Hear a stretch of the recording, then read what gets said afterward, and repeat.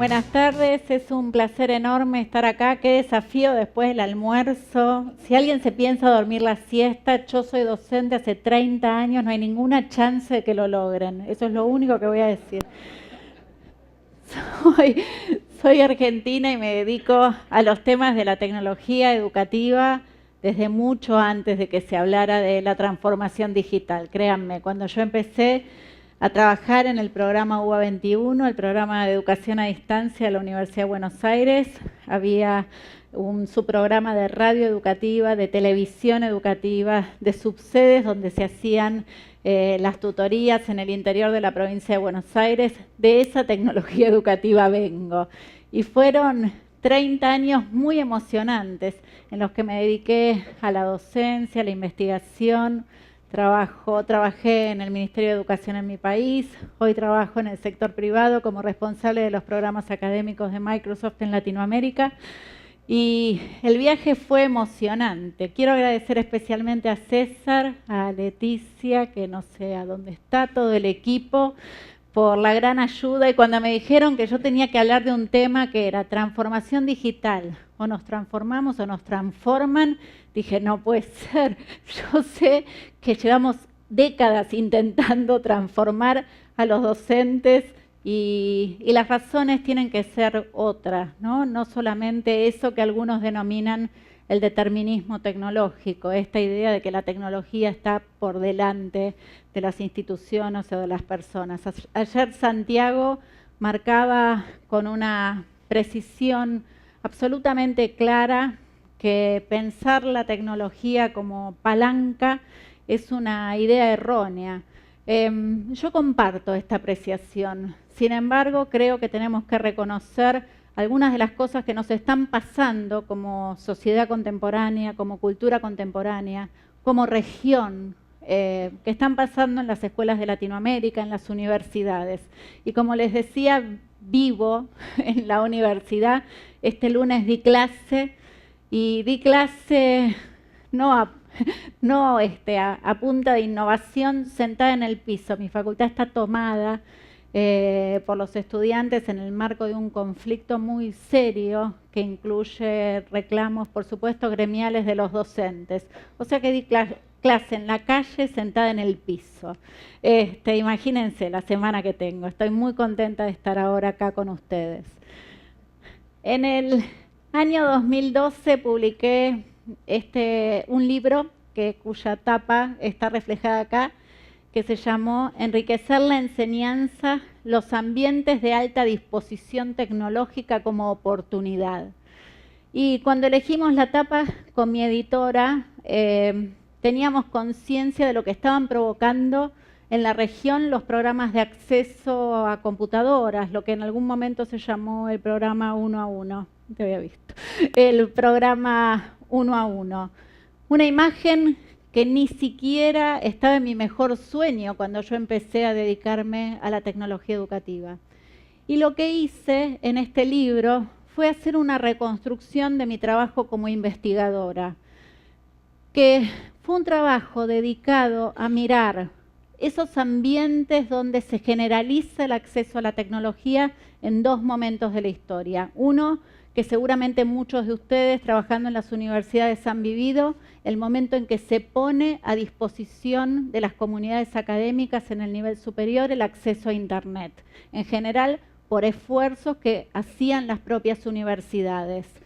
Yo hablaba muy y mucho en ese momento con los docentes que de motus propio traían esas tecnologías de la información y la comunicación incipientes a sus clases y les preguntaba, ¿por qué?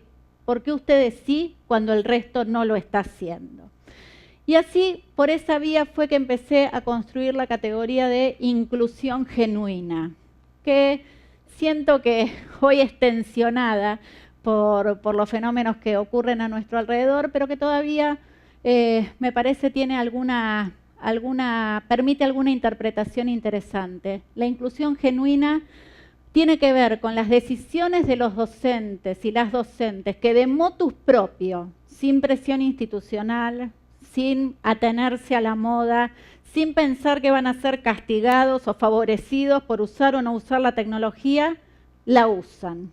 Y cuando uno habla con esos docentes, y esto tiene que ver de nuevo con el acceso a Internet en la universidad a finales de la década de los 90 y el acceso a dispositivos, especialmente en el nivel secundario, a principios de la década de 2010, dicen yo lo uso porque lo que está cambiando son los modos en que se construye el conocimiento. Docentes que dicen no puedo enseñar como enseñaba antes porque el conocimiento, por ejemplo, biológico, no se construye como se construía antes.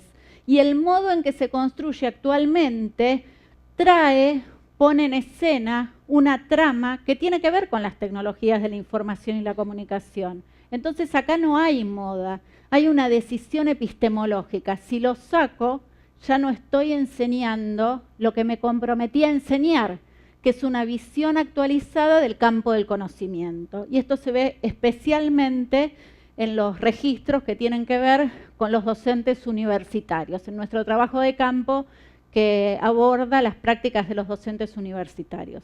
Cuando hablamos con los docentes de nivel medio, con los programas de acceso a dispositivos, lo que decían era, si nosotros no reconocemos que estos chicos y chicas van a ser incluidos en el mundo del trabajo y en los niveles superiores del sistema educativo, si pueden comprender la escena de la tecnología, pueden trabajar con esto, pueden estudiar con esto, entonces los vamos a dejar afuera del sistema educativo.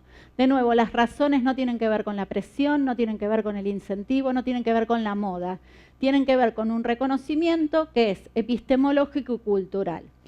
¿Qué pasa con esto?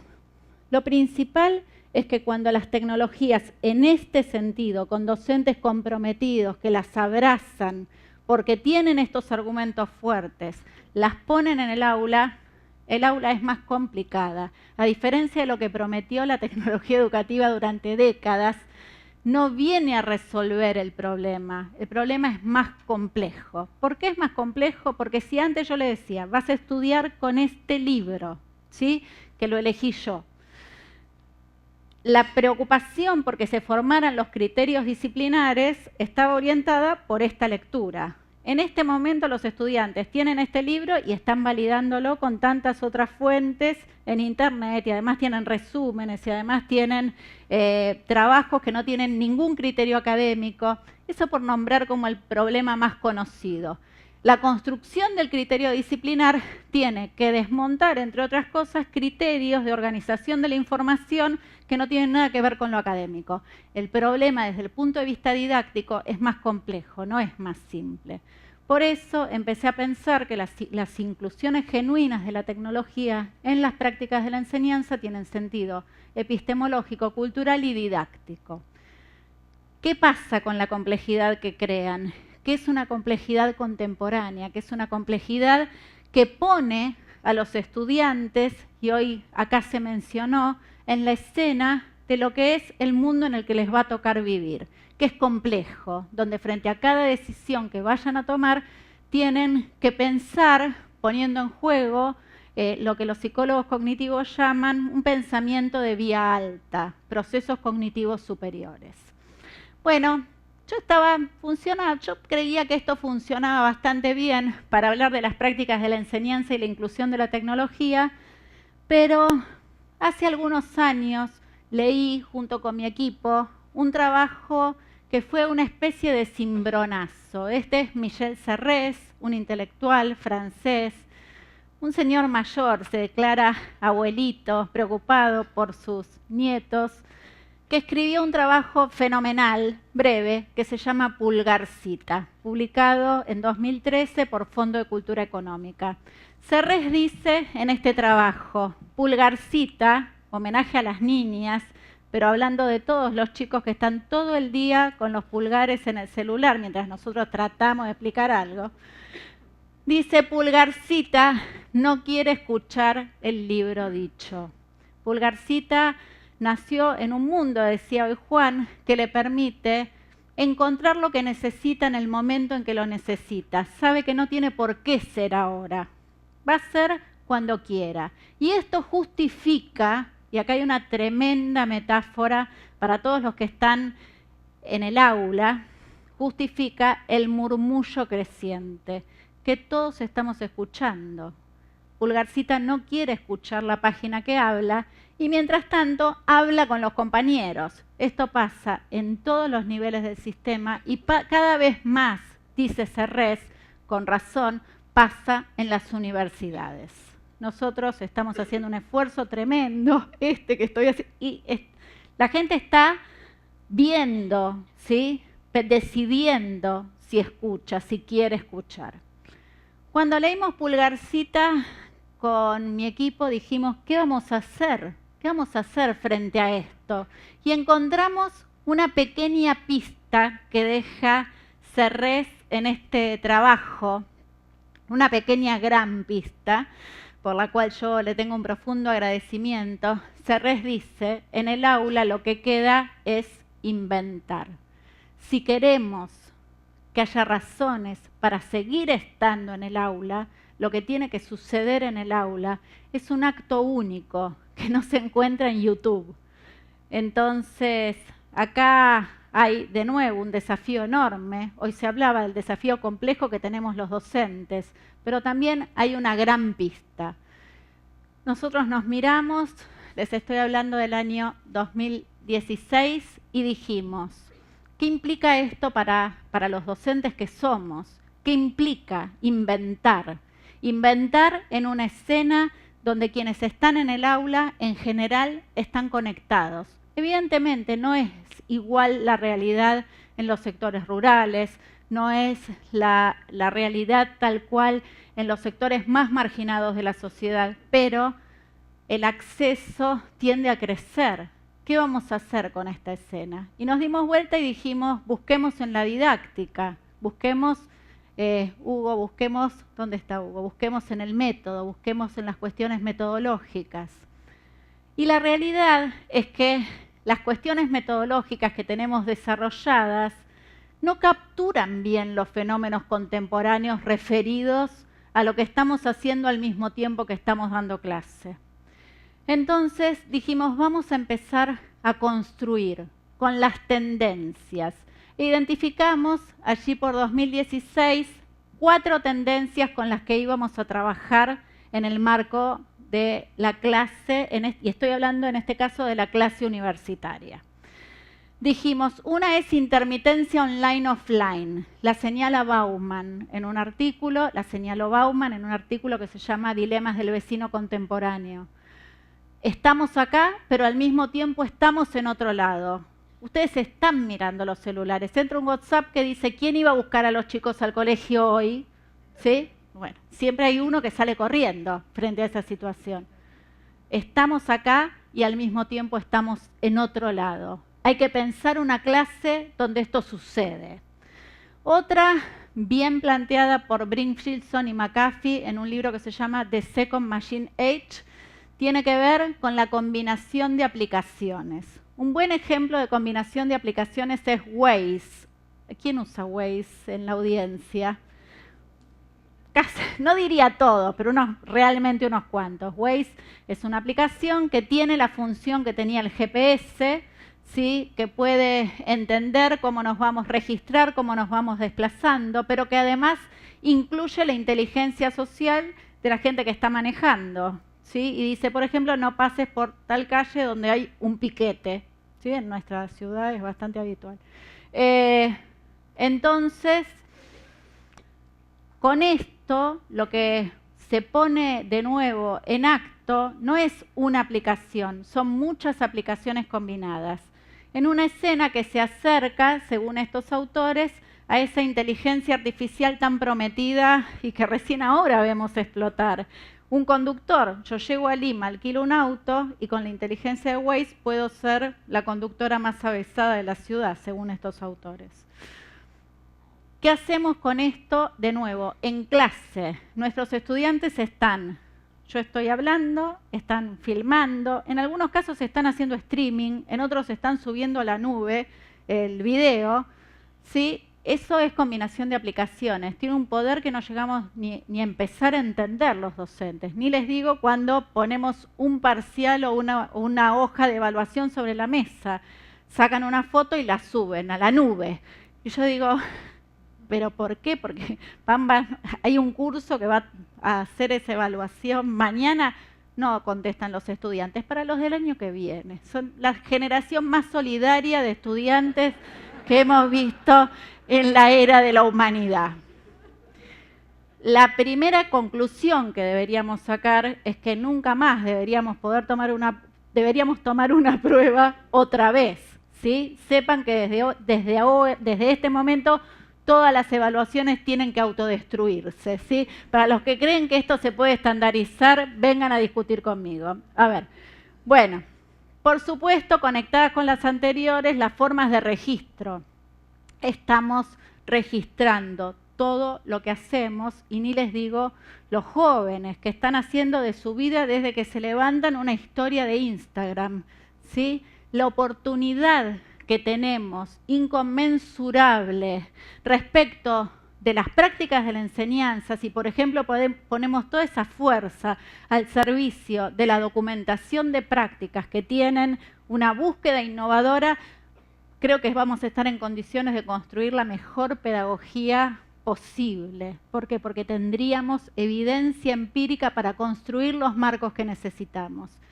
Y finalmente, quiero señalar una que a mí me apasiona, tiene que ver con las formas alteradas. Las formas alteradas son aquellas que vivimos, en general cuando estamos en Internet o en nuestros universos en línea, cuando decimos vamos por este camino o vamos por otro camino. Pero también la que viven nuestros jóvenes cuando juegan y durante las largas horas del día que juegan están decidiendo seguir un camino u otro. Voy a poner un ejemplo, a ver si alguno lo conoce. Westworld. ¿Alguien vio esta serie? Me parece que no. Ahí, Mariana. Vale la pena verla. Westworld es una serie que habla primero de la inteligencia artificial, pero además todo el tiempo va recorriendo caminos alternativos. Todo el tiempo está yendo a otro lugar en otro tiempo, en términos de la trama narrativa. Y ustedes dicen, qué locura, esto es demasiado sofisticado. Cuando miran una película como Intensamente, ¿sí vieron Intensamente? Pasa lo mismo, funciona en dos planos. Funciona, yo tengo, cuando se estrenó Intensamente decía, ¿qué entienden los chicos? Buscaba a todos mis amigos con chicos chiquitos y decía, ¿qué entendió? La única que tenía esa preocupación era yo. Hay tramas alteradas en los fenómenos culturales contemporáneos.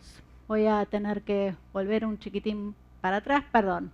Dijimos, ¿qué hacemos con esto? ¿Qué hacemos con esto en clase? No tenemos una didáctica a la que mirar que nos permita poner todo esto en escena.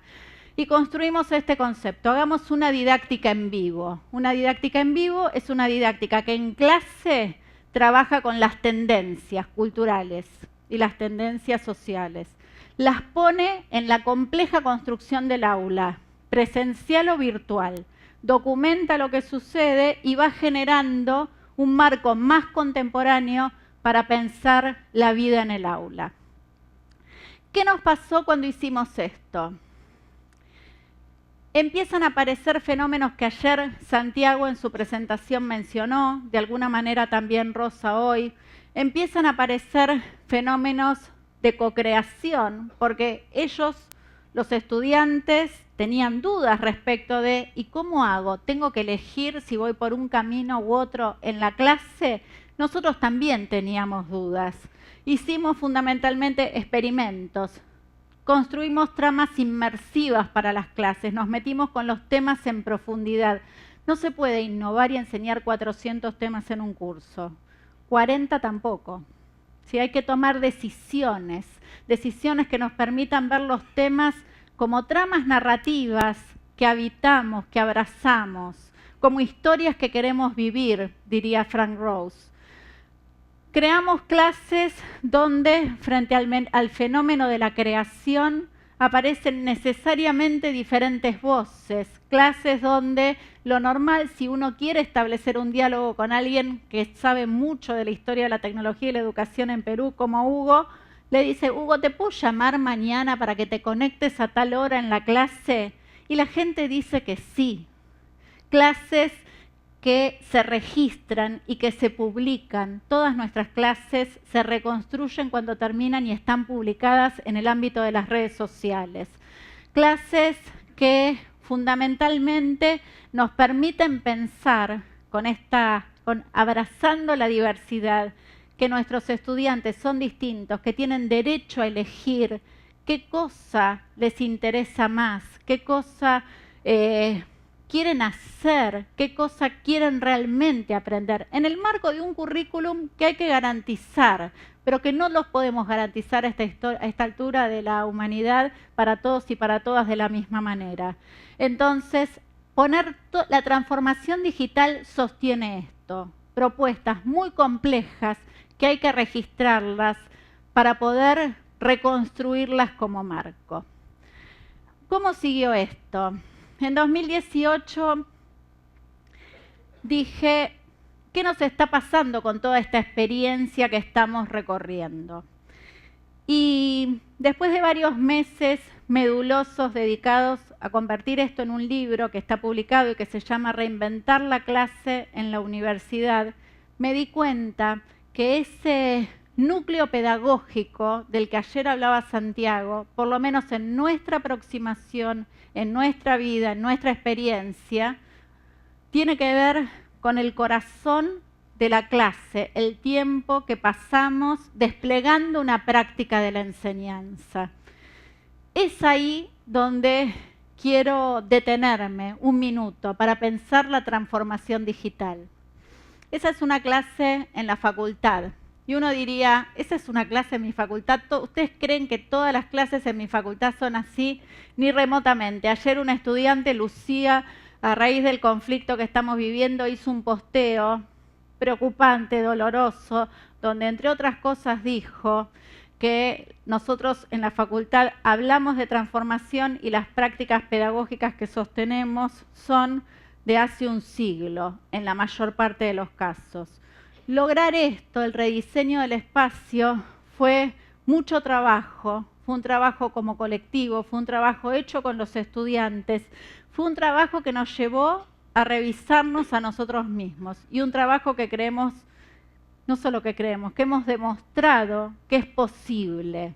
Estudiantes que quieren estar, que son capaces de transformar el espacio, que son capaces de crear, porque se genera un lugar de interpelación de todo ese sistema que en muchos casos nos está ahogando en su núcleo. Y el núcleo es qué sucede en el tiempo de la práctica de la enseñanza. Creo que me quedé, era tan hermoso que me quedé ahí.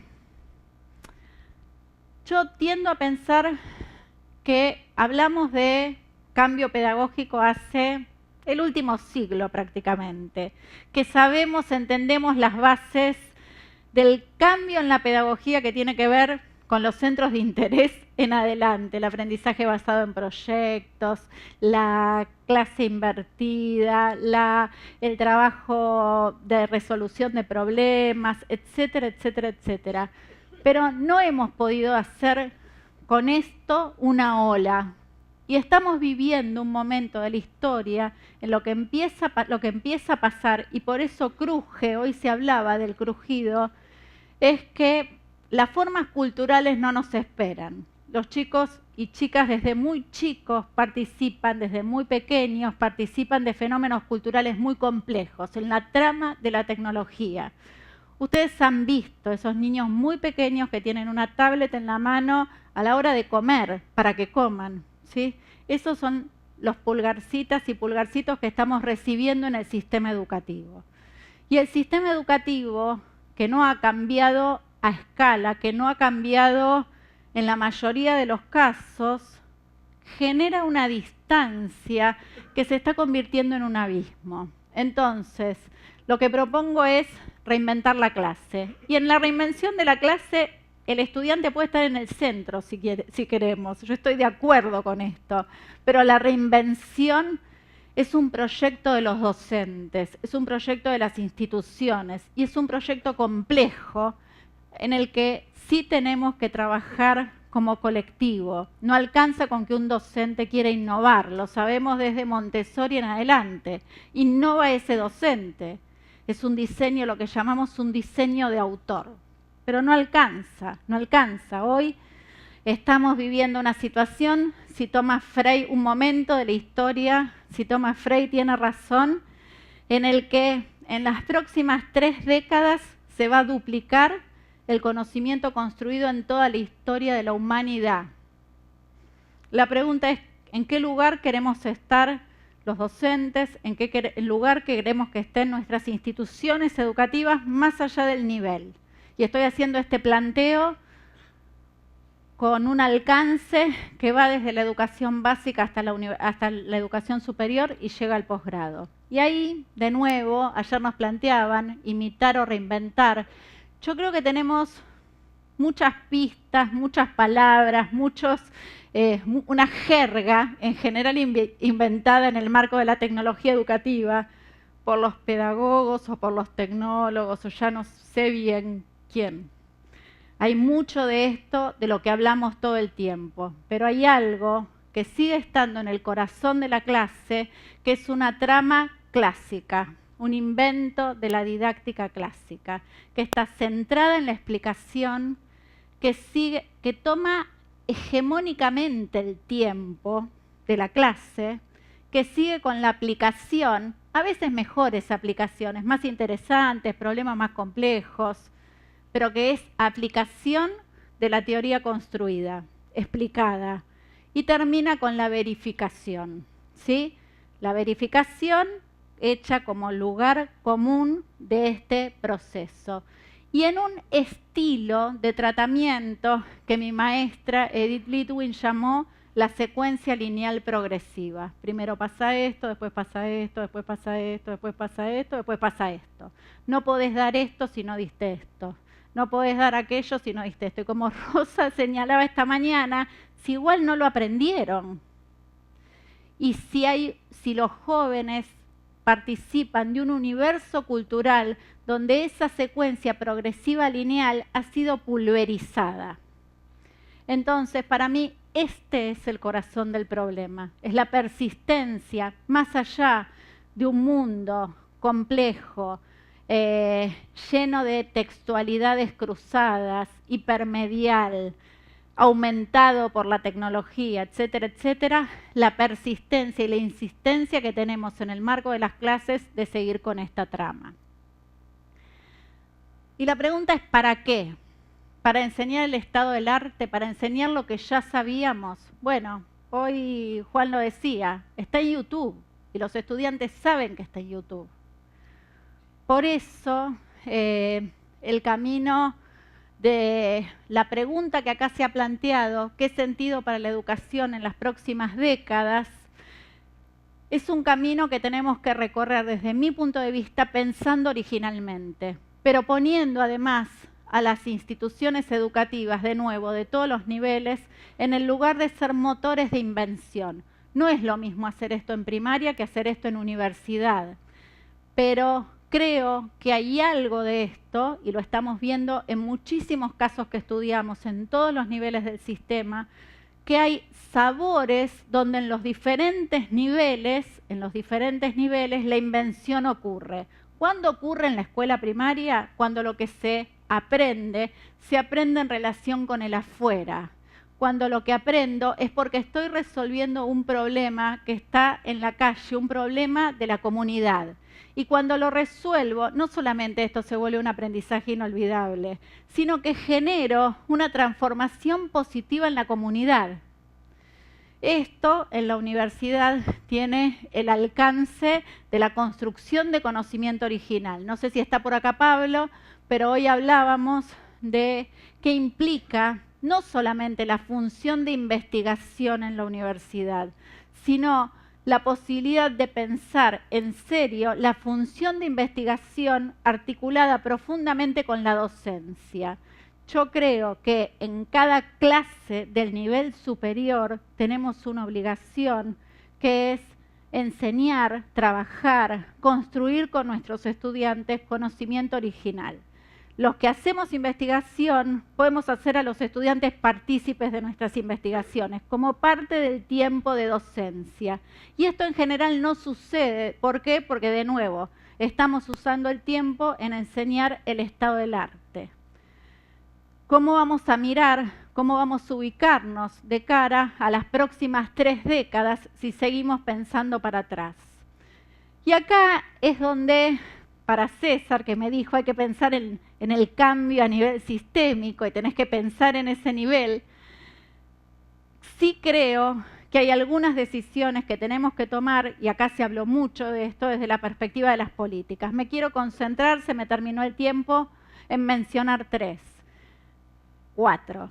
El currículum, hay que poder pensar el currículum de una manera flexible en todos los niveles del sistema. El tiempo, ganar tiempo, porque el aprendizaje profundo lleva tiempo, no es a la carrera la enseñanza de una colección de contenidos.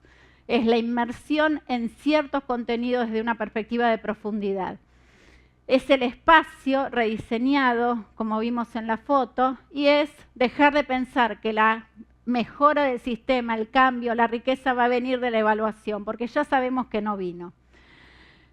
La transformación digital, entonces, ¿en qué se ve, en qué se plasma? ¿Por qué queremos hacer la transformación digital? Porque queremos que en las aulas sucedan experiencias que vale la pena vivir.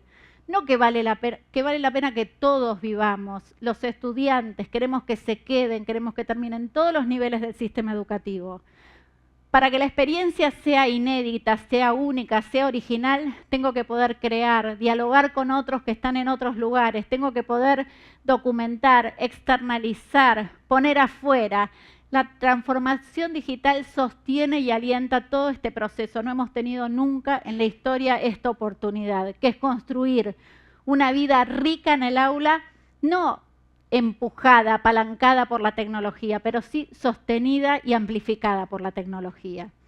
Por supuesto, hay que formar docentes que puedan generar estos procesos, y para esto la formación docente tiene que ser el lugar del codiseño de propuestas innovadoras. Desde que entran los docentes a la formación, tenemos que empezar a hacer experimentos, a recorrer formatos distintos, donde la trama tecnológica de nuevo sostiene.